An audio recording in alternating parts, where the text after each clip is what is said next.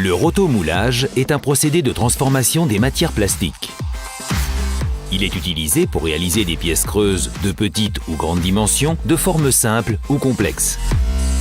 5 phases successives composent le procédé de rotomoulage.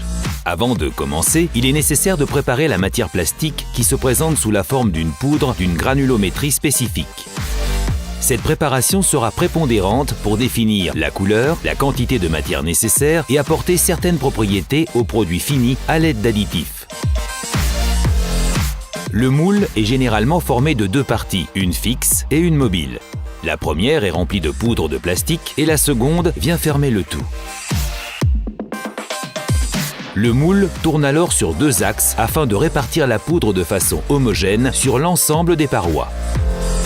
À l'intérieur d'un four chauffé au moyen de rampes de gaz, voire de panneaux infrarouges, le métal du moule transmet la chaleur à la poudre. Les grains fondent progressivement à la température de bonne fusion, formant des couches successives homogènes jusqu'à l'obtention de l'épaisseur souhaitée.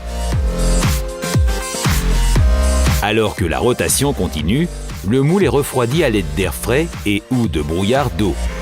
Le refroidissement se fait jusqu'à ce que la matière solidifiée soit manipulable. Le moule peut maintenant être ouvert.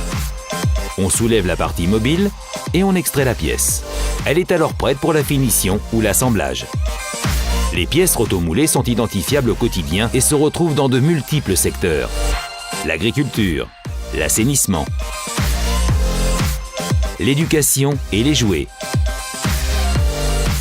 l'environnement, l'industrie,